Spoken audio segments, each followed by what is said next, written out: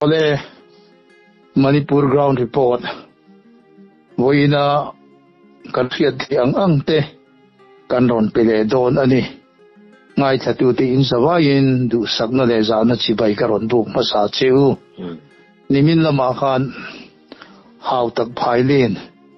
khami muna arambai tengol le meiti lipunte tin meiti ram noimi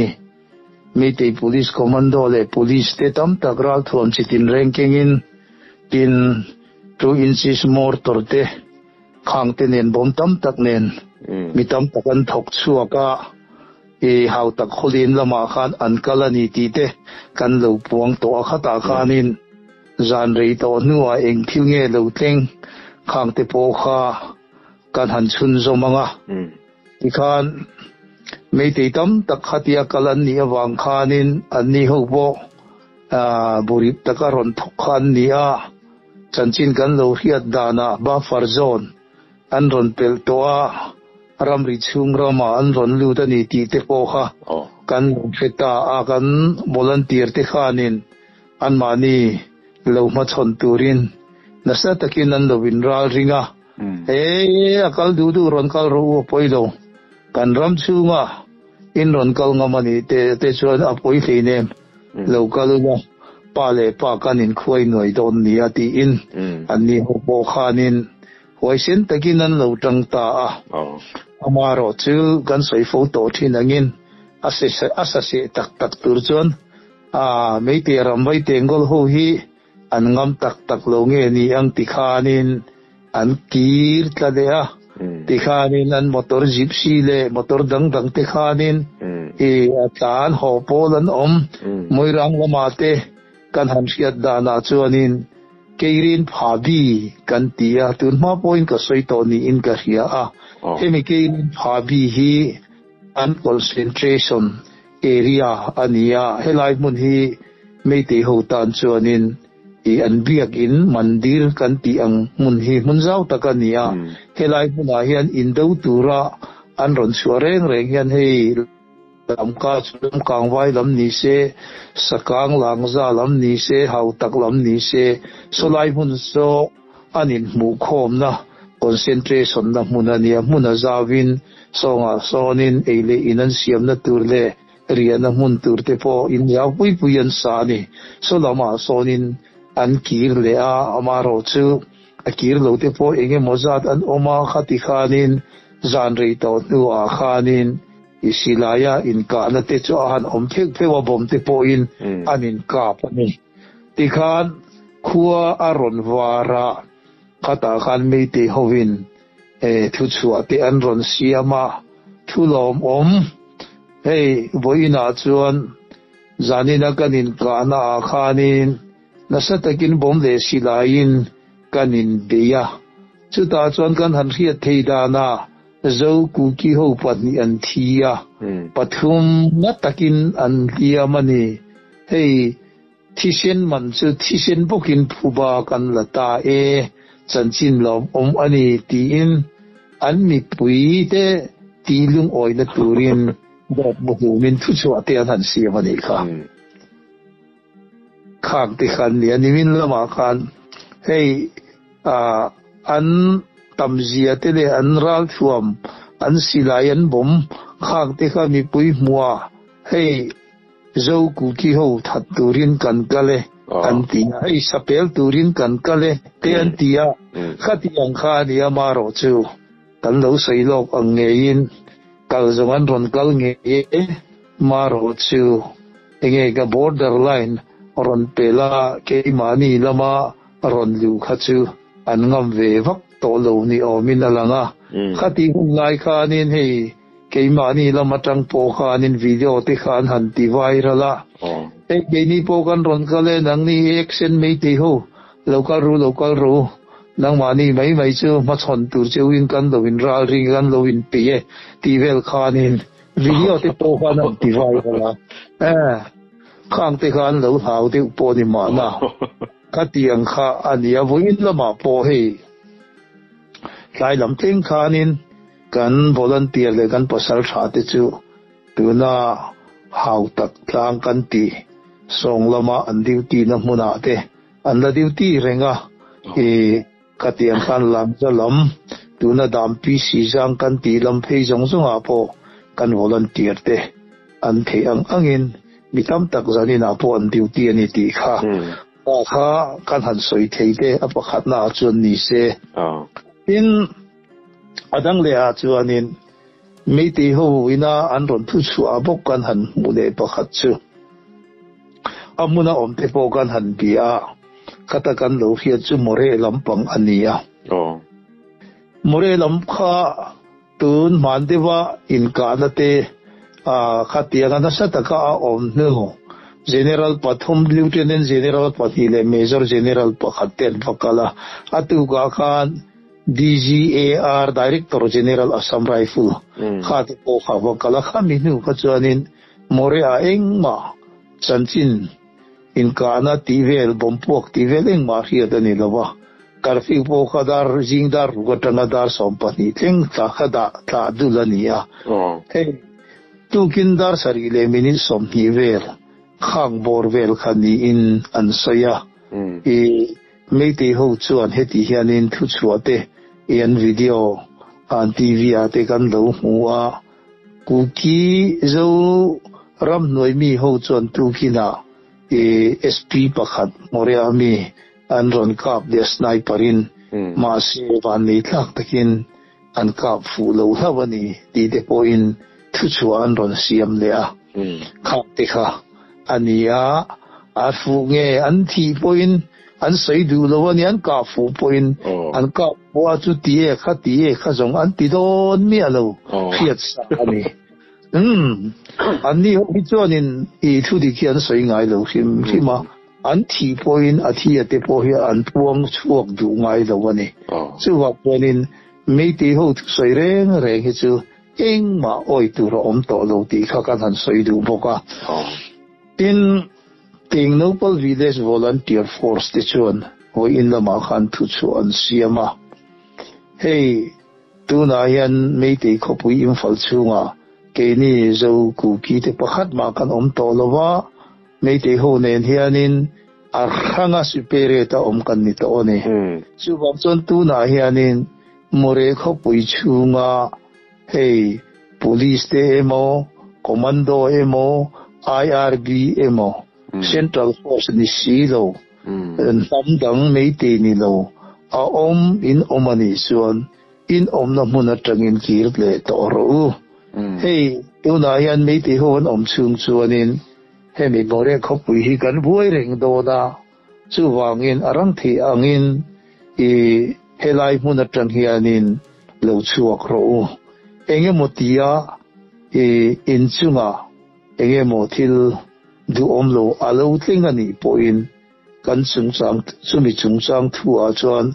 thiam lo tu man min chantir thei lawang tin hoina khan rum devin thu chuan siam bokani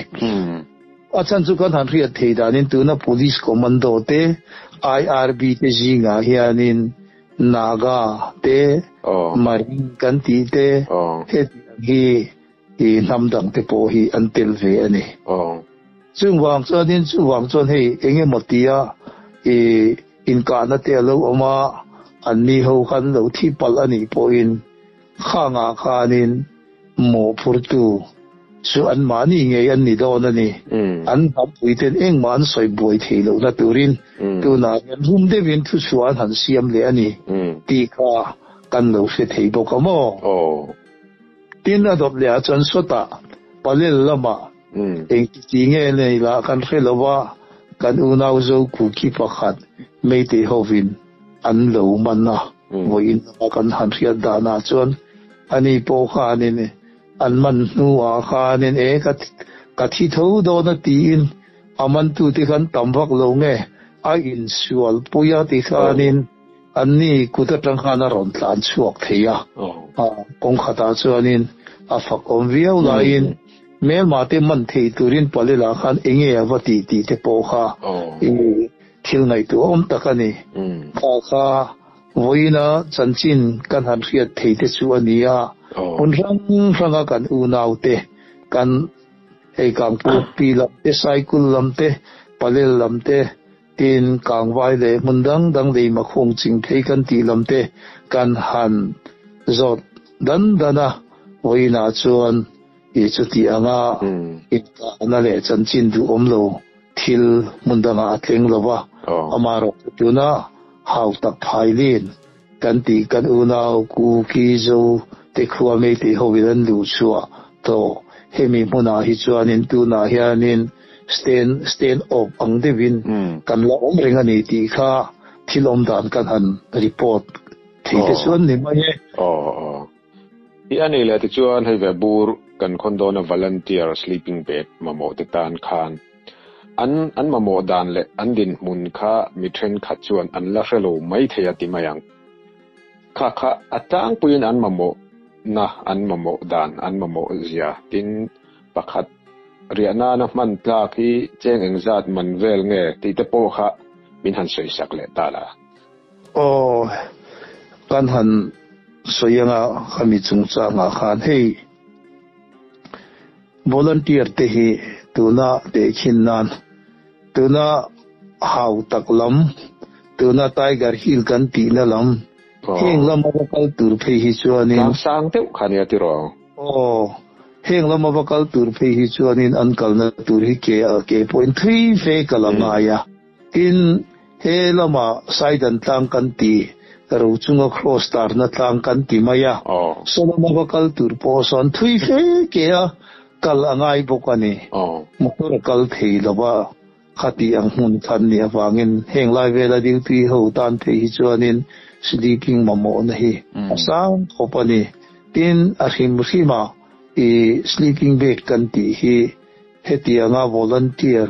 mel ma te ne na indo thei renga omte tan hianin thilpoi mo tak ania hei khokhata po ke ni zo fa te tu po ni la khoya po omila khokhat chunga po te ma khosa theile nei nung deu kan oma are theide te po kan omje da ni kolen omsum chu he nga yanin tle ma khosa thei ho hi chuanin volunteer ho hi uniform angin thatakin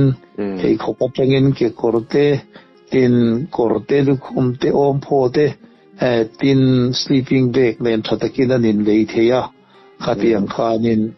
are theya lei thei lo ho po kha indo lai kan nia wangin duty akal ve kha anga ya kham te kha anni tuna sleeping bag mamo kan han ti te hi mo apai te lo rem changa heti hian fel fai takin an han aka khati khani maya zang boka khatiang khani apon thua enge mo wedding ang dewa han funa han ma khatia han avel kha tunlai kho vela chuan han ti mai ila han mu tur poina moi lo ba kha avu mani pu hi mo rin ai na samphai an kha chuan in avot lo bonga ama vot ve takania mar sini som panga thing hianin chan chuan vot takani thina ni khatiam khani awangin volunteer tu chatam takani tuna kan han pek te hi mun rang ami te hi khati khanin kan han pe thin khani wa chuanin an zonga za chuan kan pe seng lawang amar kan han pek dana hi chuanin nichina kan soita kang kan mihing kanin anglawa khosak lola nia khosak niam te kan omlo te ilawani kham te kha adia tuna ka than leisak englo sleeping bag kan pek te tuna hianin sleeping bag hi chini chi thum oma thalo ber te hi chu angai na omlo wa heng hi chu cheng sang khat cheng sa ku te po in alei theya amaro chu khoya po han mut pui the achung la ma po athua thata ka om ho hi chu kan lein hung ber na khanin cheng sang le za thum ani to ni pakhata in aizol lam po kan han zot kuala cheng sang le za thum za level kan chiar veka chu wa ponin amanin ang raw rawani awangin lam kalama khanin cheng sang le za thum zelin pakhata khati khan kan lei thi na ni ti kha kan tura ka han sei zau na ni se mo alo mom le mai ti khan video kan ron siam anga chuan video khan ve bur kan ron khonsak a ril ruwa thokte kan ti man chu pek du na thin lung nei te khanin kem lua tam lua om login gp number kan ron tar lana khan a theyanga chu ba ka bank account kan ron tar lang buka nga khata khan kan rem san ang angin kan peyanga a volunteer te ba ka ketilai manipura kan unaw te hi an buai rei to at khako chuang an buai to an in thlung viawa an mani po a ke mani a khon tulam po kan in thlung tawa ama ero chu ke ma ani bak bel turan nei chuang lawa tu nanga chuan cha khai lak lu na dang po a om tak tak chuang lawa chuwang chuan in khovel mun rang rang a mizo te abik takin mizo rama mizo omte in pui changtu kan transual dewa kan ngai poimo zual